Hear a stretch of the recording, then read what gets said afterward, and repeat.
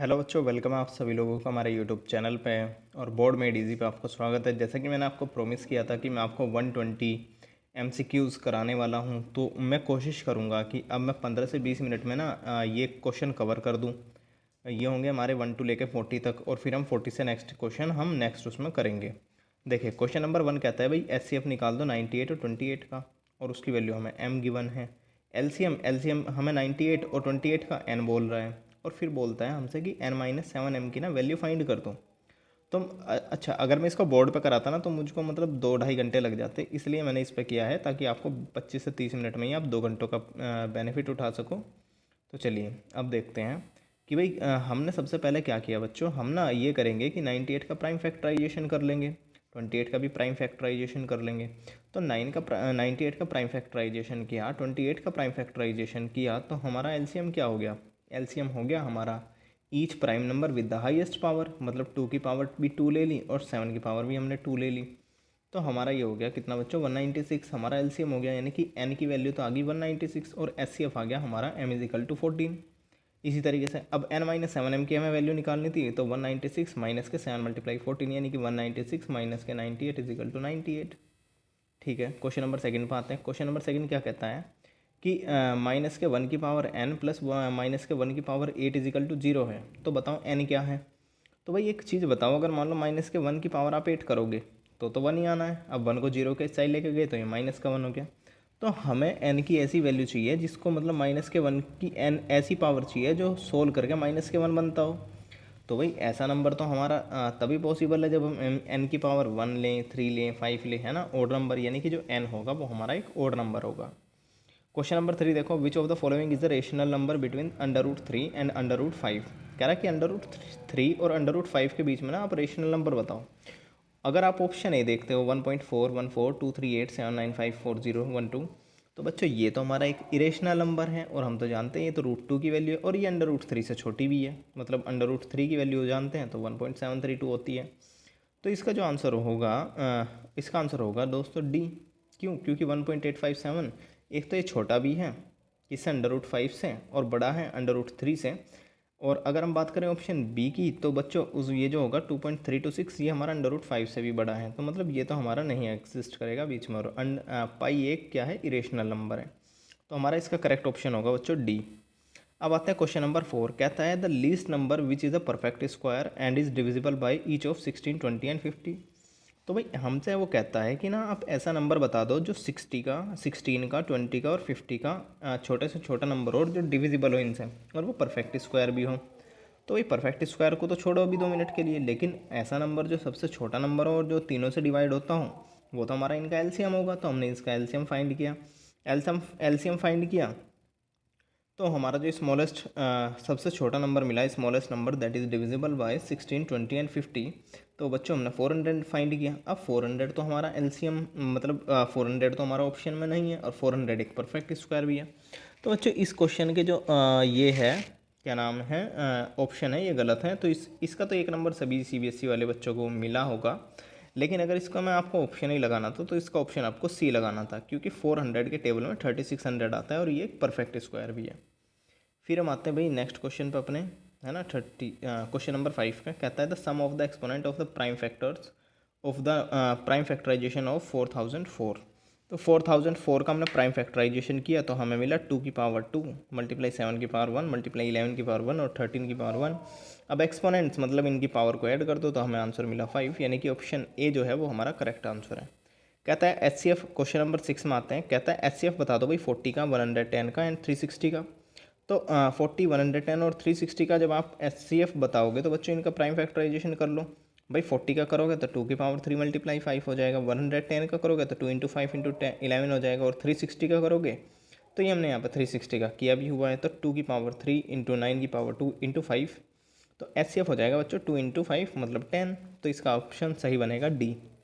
अच्छा, question number 7 क्या कहता है कि जो x है वो एलसीएम है 468 का। भाई 468 छोटे से नंबर का भी एलसीएम अगर आपको सोचना पड़े, निकालना पड़े तो बेकार है ना। इनका तो एलसीएम तुरंत दिमाग में आना चाहिए कि भाई 24 ही इनका एलसीएम होगा। अच्छा, y is the LCM of 357। तो 357 का एलसीएम क्या होगा, इनकी मल्टीप्लिकेशन होगी क्योंकि तीनों के तीनों प्राइम नंबर है। तो इनका 105 हमारा एलसीएम बन जाएगा, यानी कि एक्स की वैल्यू हमें मिल गई 24 एंड वाई की वैल्यू मिल गई कितनी भाई 105। कहता है p is the LCM of x and y, कह रहा कि अब पी एक्स और वाई का एलसीएम पी है, एक्स क्या है भाई 24, वाई क्या है 105, इनका एलसीएम निकाल दो। अब इनका इसका एलसीएम बच्चों इसमें तो मुझे लग रहा है मिस्टेक है ना,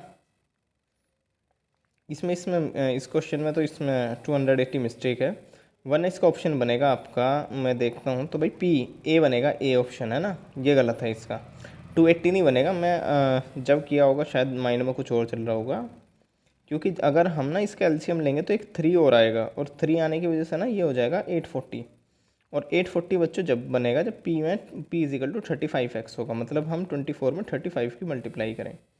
चलो अब आते हैं क्वेश्चन नंबर 8 पे। देखो क्वेश्चन नंबर 8 क्या कहता है कि अगर x equal to a b का क्यूब और y equal to a cube b है और a और b प्राइम नंबर है, तो बताओ H C F minus LCM कर दे तो क्या होगा। चलो भाई मैंने आपको ये लिए x इक्वल टू राइट कर लिया ब्लू पेन वाले पोर्शन में। देखो तो देखो x equal to a b की cube equal to a into b cube, अच्छा y इजिकल टू ए की cube b and equal to a की क्यूब इंटू बी। तो एलसीएम क्या बना इनका ए की क्यूब बी की क्यूब, एच सी एफ क्या बना ए बी में से आप ए की क्यूब बी की क्यूब माइनस करोगे तो ए बी एल कॉमन ले लो, ए बी कॉमन लोगे तो 1 माइनस ए स्क्वायर बी स्क्वायर, और हम तो अब इन दोनों को एक साथ राइट कर सकते हैं, इस ए स्क्वायर बी स्क्वायर को ए बी का स्क्वायर लिख सकते हैं।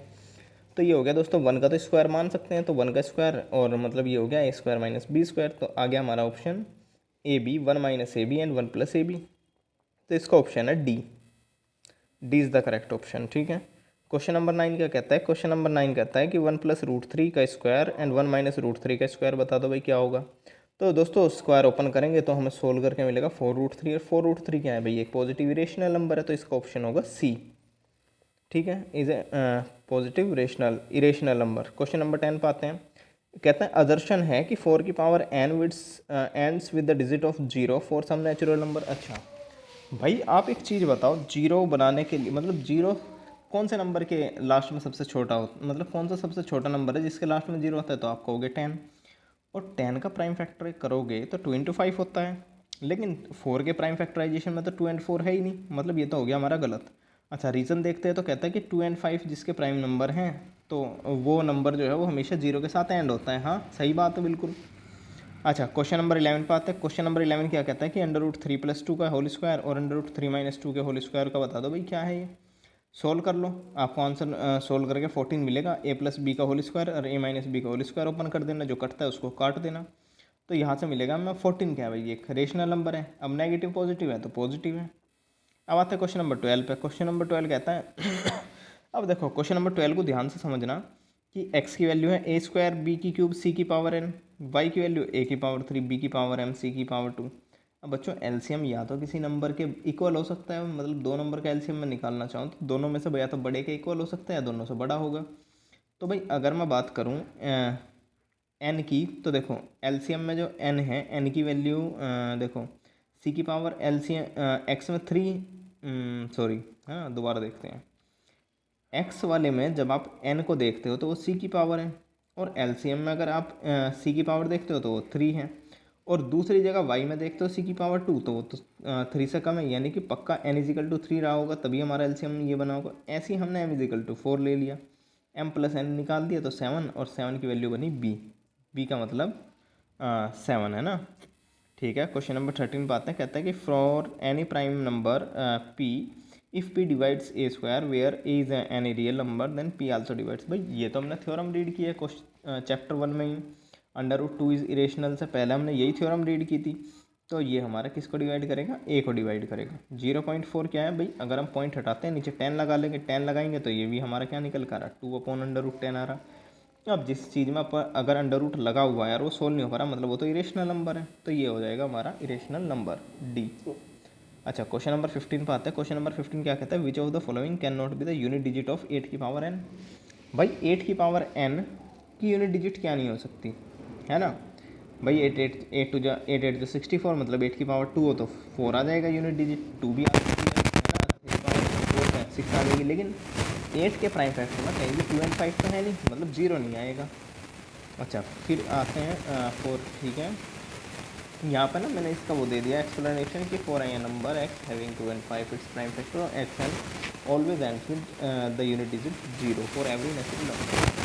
अब आता है दोस्तों क्वेश्चन नंबर 16 पे। क्वेश्चन नंबर 16 क्या कहता है कि भाई for two prime numbers p and q, तो जो उनका एच सी एफ और एल सी एम होता है ना वो उनका सम होता है। नहीं भाई ऐसा तो नहीं होता, सम तो नहीं होता। हाँ मल्टीप्लिकेशन तो हो सकती है लेकिन सम तो नहीं होता। और रीज़न क्या है इसका कि for any two natural number H C F and L C M equal to product of number. हाँ ये तो होता है, तो मतलब इसका अजर्शन गलत है और रीज़न सही है। अब आते हैं चैप्टर 2 का। देखो क्वेश्चन नंबर 16 तक 1 से लेकर 16 तक आए थे हमारे प्राइम नंबर रियल नंबर के जो MCQs हैं वो 2025 में आए थे। अब आते हैं चैप्टर 2 पर पोलिनोमियल्स पे। तो इसको क्वेश्चन नंबर 1 देखते हो तो अल्फा और बीटा जीरोज हैं पोलिनोमियल के सच दैट, और इसकी वैल्यू है तो ये के की वैल्यू आप फाइंड कर दो। भाई अल्फा प्लस बीटा की वैल्यू पोलिनोमियल से निकाल लें तो होती है माइनस के बी अपॉन में, और अल्फा बीटा की वैल्यू होती है सी अपॉन में। तो आपने वैल्यू फाइंड की और सीधा सीधा अल्फा प्लस अल्फा बीटा में पुट कर दिया तो माइनस के 2 तो आपको यहाँ से क्या मिला, आपको यहाँ से के इजिकल टू 4 मिल गया। तो ये ऑप्शन है हमारा डी। अब आते हैं क्वेश्चन नंबर 18 पर। क्वेश्चन नंबर 18 कह रहा है कि the polynomials are shown in the graph below the number of the distinct zeros of both the polynomial. कह रहा है अलग अलग जीरोज कितने होंगे, तो भाई दो ही तो होंगे, दो ही जगह कट कर रहे हैं एक्स कोऑर्डिनेट्स को। क्वेश्चन नंबर 9 कह रहा है इफ माइनस के 4 इज अ जीरो पोलिनोमियल। अच्छा एक चीज़ ध्यान रखना बच्चों, जब भी किसी कोई बोलता है ना कि जीरो है इस पोलिनोमियल का, मतलब उसमें पुट करने पे वेरिएबल की जगह वो जीरो बना देगा। तो हमने इसको पुट किया तो जीरो के इक्वल रख दिया तो के की वैल्यू में 9 मिल गई। ये क्वेश्चन नंबर 10 है। क्वेश्चन नंबर 10 क्या कहता है कि अल्फा बीटा जो है वो जीरोज हैं पोलिनोमियल के एक्स स्क्वायर माइनस ए एक्स माइनस बी के। तो वैल्यू बता दो भाई अल्फा प्लस अल्फा बीटा की कि वो किसके इक्वल है।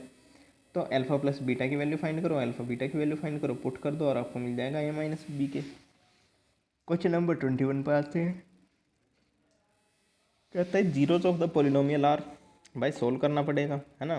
तो एक्स स्क्वायर माइनस के 3√2x था प्लस 4 था, तो बच्चों किया क्या, थ्री रूट टू एक्स जो है उसे दो हिस्सों में तोड़ दिया, 2√2x और अंडर√2 में, और मल्टीप्लाई करोगे तो 4 मिलेगा, प्लस कर रहे हो तो 3√2 मिल रहा है। जो कॉमन है उसे भाई कॉमन ले लो और आपको मिलेगा x इजिकल टू 2√2 और अंडर√2, मतलब जो होंगे हमारा बी ऑप्शन इसका आंसर हो जाएगा। क्वेश्चन नंबर 22 कहता है कि विच of the following statement is true for a polynomial P x जिसकी पावर डिग्री 3 है। तो कह रहा है कि P x has at most 2 distinct, ना भाई टू क्यों हो सकता है, हाँ सब तो 3 हो सकते हैं इसके। अच्छा कहता है कि P x has at most 3 distinct zeros. हाँ तो इसका ऑप्शन जो है बच्चों वो डी ऑप्शन है, वो डी ऑप्शन इसका सही हो जाएगा। क्वेश्चन नंबर 23 को देखते हैं। तो कहता है if the zeros of the polynomial a x square plus b x plus 2ab upon b है और ये रेसिप्रोकल है। अच्छा कहता है कि जो जीरोज है ना इस पोलिनोमियल के वो रेसिप्रोकल है एक दूसरे के, मतलब अगर एक अल्फा है तो दूसरा 1 अपॉन अल्फा है। तो भाई अच्छा मैंने इसमें क्रॉस भी लगाए, मतलब हमें ना सम निकालने की ज़रूरत नहीं होती है ऐसे सेक्शन में, तो हम ना प्रोडक्ट निकालते हैं सीधा। तो अल्फ़ा बीटा क्या हो जाएगा, सी अपॉन ए मतलब बच्चों 2a अपॉन बी और अपॉन में ए से ए कैंसिल तो आएगा 2 अपॉन बी और अल्फ़ा से अल्फ़ा कैंसिल तो बी की वैल्यू हमें मिल गई 1। ठीक है, मतलब क्वेश्चन नंबर 23 तक आए थे हमारे किस में भाई क्वाड्रेटिक इक्वेशन में। अब आता है चैप्टर नंबर 3 में। कहता है pair of linear equation in 2 variable. कह रहा है एक्स इजिकल टू 1 है एंड वाई इजिकल टू 2 है। तो and is a solution of pair of linear equation 2x minus 3y plus A and 2x plus 3y minus के B equal to 0। तो बताओ कौन सा प्रूव होगा। तो बच्चों इनकी वैल्यू फाइंड कर लो ए और बी की, मतलब अगर ये सॉल्यूशन है ना एक्स इजिकल टू 1 और वाई इजिकल टू 2, मतलब ये आप लीनियर इक्वेशन में पुट करोगे तो ये 0 के इक्वल ला देगा। तो ए की वैल्यू 4 मिल जाएगी, बी की वैल्यू 8 मिल जाएगी और आप देख लेना रिलेशन आपका जो सेकंड है वो आपको वेरीफाई हो जाएगा। अच्छा क्वेश्चन नंबर 25 क्या कहता है कि जो अजर्शन है ना वो ये कहता है कि जो पेयर ऑफ लीनियर इक्वेशन है ये p x plus 3y plus 59 equal to 0 and 2x plus 6y plus 118 equal to 0 will have infinitely many solution. अगर p की वैल्यू 1 है, हाँ भाई अगर p की वैल्यू 1 है तो a1 upon a2 equal to b1 upon b2 ये हमें मिल रहा है, देखने को मिल रहा है, and equal to c1 upon c2। तो इसकी जो वैल्यू होगी वो हमारी क्या हो जाएगी, इनफाइनाइटी हो जाएगी, मतलब अजर्शन तो हमारा सही है। रीजन कहता है कि if the pair of the linear equation p x plus 3y plus 19 is equal to 0 and 2x plus 6y plus 157 has a unique solution. अगर p की वैल्यू 1 ना हो, अगर बच्चों p की वैल्यू 1 है तो रेशो सेम हो जाएगा, p की वैल्यू 1 नहीं है मतलब ये इंटरसेक्टिंग लाइन्स हो जाएंगी, मतलब एक सोल्यूशन इनका यूनिक सोल्यूशन हो जाएगा। क्वेश्चन नंबर 26 को देखते हैं। क्वेश्चन नंबर 26 क्या कहता है कि की वैल्यू फाइंड करो अगर लीनियर इक्वेशन जो है ये इनफाइनाइटली मैनी सोल्यूशन है, मतलब भाई वो एक दूसरे के साथ रेशियो इक्वल होगा। तो A1/A2 B1/B2 और C1/C2 की वैल्यू इक्वल होगी। भाई वैल्यू को पुट कर दो, कोई सी भी दो रेशियो को उठा लो जिनकी वैल्यू तुम्हें गिवन है और K की वैल्यू मिल जाएगी 1/6। अब आते हैं क्वेश्चन नंबर 27 में। कहता है कि value of P for which of the equation Px + 3y = P - 3, और ये इक्वेशन है हैज़ इन्फाइनेटली, भाई इन्फाइनेटली मैनी सोल्यूशन है, मतलब A1/A2 B1/B2 C1/C2 को राइट करो और P की वैल्यू निकाल दो। P की वैल्यू 6 आ जाएगी, यानी कि ऑप्शन जो B है वो हमारा 6 आंसर है। कहता है system of the equation 2x + 1 = 0 3y - 5 = 0 has a unique. अच्छा, कौन सा है ये सोल्यूशन? तो भाई हमें यहाँ पे दिखाई दे रहा है कि A1/A2 जो है वो नॉट इक्वल टू है B1/B2 के, तो यानी कि एक यूनिक सोल्यूशन है। अगर बात करें क्वेश्चन नंबर 29 की, तो क्वेश्चन नंबर 29 क्या कहता है? System of two linear equation in two variable is inconsistent if the lines in the graph are, ठीक है। देखो इनकन्सिस्टेंट कब होती हैं? जब लाइन्स पैरेलल होती हैं। तो ये डायरेक्ट थ्योरी से क्वेश्चन है।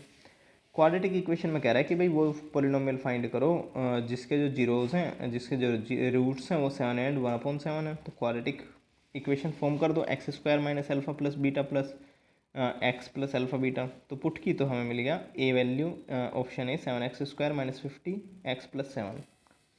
क्वेश्चन नंबर 31 में क्या कहता है कि x/12 है माइनस के 3/x है और इजिकल टू 0 है। तो वैल्यू बता दो भाई x की। तो भाई सोल्व करोगे 30, ये हो जाएगा एलसीएम ले लेना 12x उस साइड जाएगा तो ये हो जाएगा 0, और भाई ये हो जाएगा 36 उस साइड जाएगा तो x की वैल्यू मिलेगी ± के 36। अब क्वेश्चन नंबर 32 जो है बच्चों, क्वेश्चन नंबर 32 कहता है कि भाई बताओ कौन सी क्वाड्रेटिक इक्वेशन है। तो देखो फर्स्ट वाली से तो x² कैंसिल हो जाएगा, मतलब ये तो क्वाड्रेटिक इक्वेशन ही बनेगी C³ के, और जो D है उसमें भी x² दोनों साइड से कैंसिल होगा, तो मतलब ये भी नहीं बनेगी। क्वेश्चन नंबर 33 क्या कहता है कि x² + bx = 0 है और उसके दो रियल एंड डिस्टिंक्ट रूट्स हैं। तो वैल्यू बताओ b की क्या है। तो भाई b की वैल्यू 4 बनेगी, चाहे वैल्यू पुट करके देख लो, ऐसे कोई नंबर आपको मिलेंगे नहीं जो b की जगह, मतलब 4 की जगह कोई और वेरीफाई करता हो। क्वेश्चन नंबर आ जाते हैं भाई 34 पर। 34 तक यहाँ पे करेंगे, फिर बाकी के जो अपने 4 चैप्टर हैं फिर अपने नेक्स्ट क्लास में करेंगे। कहते हैं which of the following quadratic equation has real and equal roots. तो भाई कौन सी क्वाड्रेटिक इक्वेशन के रियल एंड इक्वल रूट्स हैं? तो वो होगा बच्चों कौन सी का? ए का। देख लो सोल्व किया तो 2x + 1 से 2x + 1 कट गया, x = 0 आ गया और x की वैल्यू हमें 2 0 मिल गई। ठीक है, तो दोस्तों इस वीडियो को एंड करते हैं। प्लीज़ वीडियो को सब्सक्राइब लाइक कीजिएगा।